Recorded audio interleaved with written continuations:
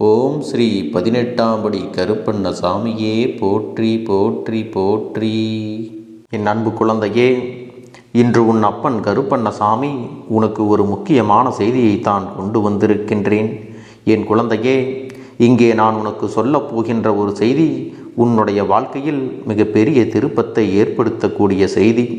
ஏனென்றால் ஒரு 2 பேருக்கு இடையில் ஏற்படக்கூடிய பிரச்சனைக்கு நீ முக்கிய காரணமாக இருக்கிறாய்.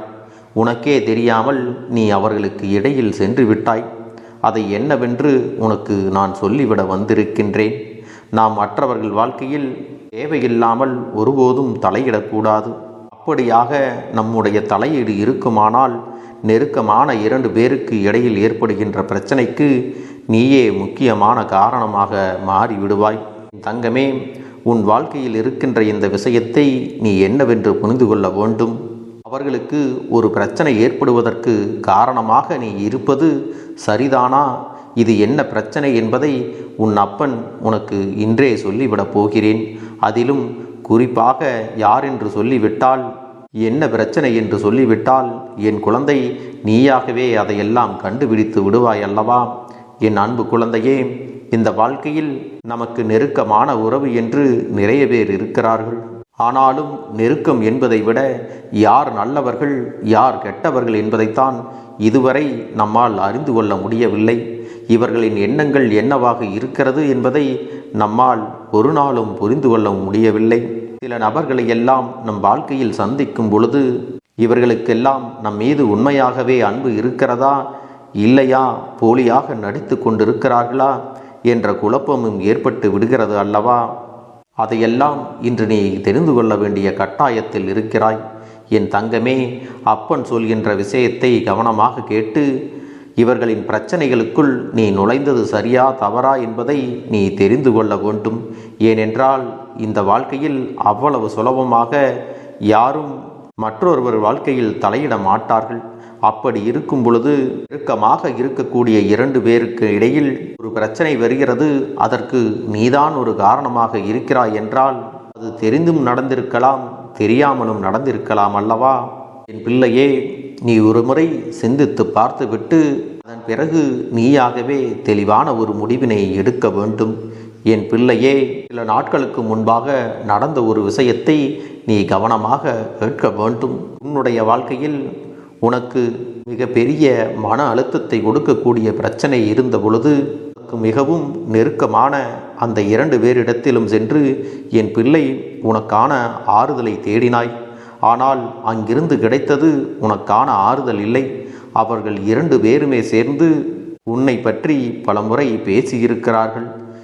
எப்பொழுது உனக்கு பிரச்சனைகள் வரும், உன்னுடைய காலை வாரிவிடலாம் என்று இவர்கள் காத்து கொண்டிருந்தார்கள். அது போன்ற ஒரு சூழ்நிலை வரவே அதை அவர்களுக்கு சாதகமாக பயன்படுத்தி கொண்டு எப்படியாவது உன்னை வீழ்த்திவிடலாம் என்று நினைத்து அவர்கள் போட்ட திட்டம் என்று உன்னுடைய வாழ்க்கையை வெகுவாகவே பாதித்து விட்டது. ஆனால் அதுவெல்லாம் உனக்கு தெரியவில்லை. இவர்கள் இப்படியெல்லாம் செய்வார்கள் என்று நான் சொல்லும் வரை கூட உனக்கு தெரிந்திருக்க அவசியம் இல்லை. என் தங்கமே, அவர்கள் செய்த சூழ்ச்சியினால்தான் உனக்கு வந்த கஷ்டங்கள் பல மடங்கு அதிகமானது. நம் பிரச்சனைக்கான தீர்வு வரும் என்று பார்த்தால் மேலும் மேலும் பிரச்சனைகள் தான் அதிகமாகி கொண்டிருக்கிறதே என்று சொல்லி என் பிள்ளை வருத்தப்பட்டதை இவர்கள் இருவரும் ஒன்றும் தெரியாதது போல நின்று கொண்டு வேடிக்கை பார்த்தார்கள். இதையெல்லாம் உன் அப்பன் கருப்பண்ண சாமி நான் கண்டு கொண்டேன். பிள்ளையே, இவர்கள் 2 பேருமே இது போன்ற பல விஷயங்களை உனக்கு செய்திருக்கிறார்கள். உனக்கு ஏதாவது நல்லது நடந்து விடுமா, உனக்கு எதையை நடத்திவிடக்கூடாது என்பதை சொல்லியே உன்னிடத்தில் எதிர்மறையான எண்ணங்களை அதிகமாக புகுத்தி விட்டார்கள். அதோடு நீ கஷ்டப்பட வேண்டும் என்று நாள்தோறும் கங்கணம் கட்டிக்கொண்டு உன்னையே சுற்றி சுற்றி வந்து மேலும் மேலும் உன்னை குழப்பிக் கொண்டிருக்கிறார்கள். இவர்களுடைய எண்ணங்களை எல்லாம் உன்னுடைய வாழ்க்கையில் புகுத்தி மேலும் மேலும் பிரச்சனைகளை உருவாக்கி கொண்டிருக்கிறார்கள். இதுதான் உன் வாழ்க்கையில் இதுவரை நடந்த உண்மை. இதிலிருந்து எப்போது மீண்டு வருகிறோம் என்று தெரியாமல் என் பிள்ளை மனம் வருந்தி அழுது கொண்டிருந்தாய் அல்லவா? அப்படிப்பட்ட இந்த நேரத்தில் உன்னுடைய வாழ்க்கையில் இருந்த பல பிரச்சனைகளுக்கு என் பிள்ளை விடையையும் தேடத் தொடங்கிவிட்டாய். இப்பொழுது அவர்கள் 2 பேரை பற்றியும் நீ முழுவதுமாக தெரிந்து கொண்டாய். அது மட்டுமல்ல, ஒருவரை பற்றி ஒருவர் உன்னிடத்தில் பேசிய சில விஷயங்களை நீ அவர்களிடத்திலேயே வெள்ளந்தியாக சொல்லிவிட்டாய். இதுதான் இப்பொழுது அவர்களுக்குள் பிரச்சனையாக வெடித்து நிற்கிறது. என் குழந்தையே, இவர்கள் யார் என்று தெரிந்த பிறகுதான் நீ அதை சொன்னாயே தவிர அதற்கு முன்பு நீ எக்காரணத்தை கொண்டும் இதையெல்லாம் சொல்வதற்கு முன்வரவில்லை. அதனால் நீ செய்த இந்த காரியத்தை உன் அப்பன் கருப்பன் தவறு என்று ஒரு நாளும் சொல்ல மாட்டேன். நீ தெரிந்தும் இவர்கள் சண்டையிட வேண்டும் என்று நினைத்து இதை செய்யவில்லை. இவர்கள் உன்னிடத்தில் நடந்து கொண்ட விதம் உன்னுடைய மனதை காயப்படுத்தியதால் தான் அவர்களுக்குள் ஒற்றுமை இருக்கிறது. இவர்கள் உன்னிடத்தில் நடந்து கொண்ட விதம், உன்னை காயப்படுத்திய விதம், அதையெல்லாம் பொறுக்காமல் தான் நீ இப்படியாக பேசியிருக்கிறாய். இது போன்ற தீய எண்ணங்களை கொண்ட உறவுகளை நீ முதலில் உன்னுடைய அருகில் வைத்திருந்தது உன் தவறுதான். உன்னைத்தான் முதலில் இந்த கருப்பண்ணசாமி குறை செல்வேன்.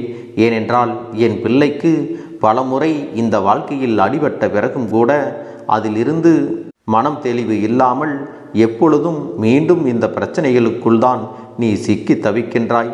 உன்னை சுற்றி என்ன நடந்தாலும், என்ன பிரச்சனைகள் வந்தாலும் மீண்டும் மீண்டும் அந்த பிரச்சனைகளுக்குள் தான் சென்று சேர்கிறாயே தவிர ஒருபொழுதும் இதிலிருந்து நீ மீண்டு வரவில்லை. அதனால் இனிமேலாவது இந்த பிரச்சனைகளை எல்லாம் கடந்து நீ வாழ்வதற்கு என்ன செய்ய வேண்டும் என்பதை முதலில் புரிந்து கொள்ள வேண்டும். குழந்தையே, உன்னுடைய சூழ்நிலைகளை நன்கு புரிந்தவர்கள் வேண்டுமென்றே உன்னை காயப்படுத்தும் பொழுது அவர்களை நாமும் காயப்படுத்துவதில் எந்த ஒரு தவறும் கிடையாது. அதனால் இவர்களுக்குள் சண்டை வருவதற்கு நாம் காரணமாகி விட்டோமே என்று நினைத்து ஒருபொழுதும் வருத்தப்படாதே. இவர்கள் இருவரும் சேர்ந்துதான் உனக்கான பிரச்சனைகளை அதிகமாக்கி கொண்டிருந்தார்கள். அவர்களுடைய உண்மை முகத்தை நீ வெளிப்படையாக சொன்னதால்தான் அவர்கள் இருவருக்குள்ளும் இப்பொழுது பிரச்சனையாகி இருக்கிறது. அதில் ஒன்றும் தவறு இல்லை. ஏனென்றால் ஒருவருடைய வாழ்க்கையை மற்றொருவர் கெடுக்க நினைத்தால் அவர்களுடைய வாழ்க்கையிலேயே இது நடக்கும். அதனால் என் அன்பு குழந்தையே, உன்னுடைய பிரச்சனைகளுக்கு தீர்வு வேண்டும், உனக்கு ஆறுதல் வேண்டும் என்று நீ மற்றவர்களிடத்தில் பேசுவதும் யோசனைகளை கேட்பதும் தவறு கிடையாது. ஆனால் யாரிடத்தில் கேட்கிறோம், அவர்கள் எது மாதிரியான வார்த்தைகளையும் ஆறுதலையும் உனக்கு சொல்கிறார்கள் என்பதில் நீ கவனம் செலுத்த வேண்டும். யாரையும் கண்மூடித்தனமாக நம்பிவிடவும் கூடாது. இனி தேவையில்லாத நபர்களை எல்லாம் உன்னுடைய வாழ்க்கையில் முக்கியமான முடிவுகளுக்கெல்லாம் யோசனைகளை கேட்காதே. மிக விரைவாகவே உன்னுடைய பிரச்சனைகள் எல்லாம் தீர்ந்து உனக்கான சந்தோஷம் என்றுமே உன் வாழ்க்கையில் நிலைத்திருக்கும். என் அன்பு குழந்தையே, நெருக்கமாக இருந்து கொண்டு தீய எண்ணங்களோடு ஒரு குடும்பத்தை கெடுக்க வேண்டும் என்று நினைத்தவர்களின் உண்மையான முகங்களையும் அவர்களுடைய நடவடிக்கைகளையும் தான் நேரடியாக அவர்களிடத்தில் நீ சொல்லி இருக்கிறாய். அதனால்தான் அவர்களின் உண்மையான முகம் வெளிப்பட்டது விட்டது என்று சொல்லி அவர்களுக்குள் பிரச்சனை வந்திருக்கிறது. இது ஒரு வகையில் நீ செய்தது நியாயம்தான். ஏனென்றால் ஒருவரை பற்றி இன்னொருவர் என்னென்ன தவறுகளை செய்கிறார், எப்படி இருக்கிறார், அதையெல்லாம் தெரிந்து கொள்வதும் நல்லதுதான்.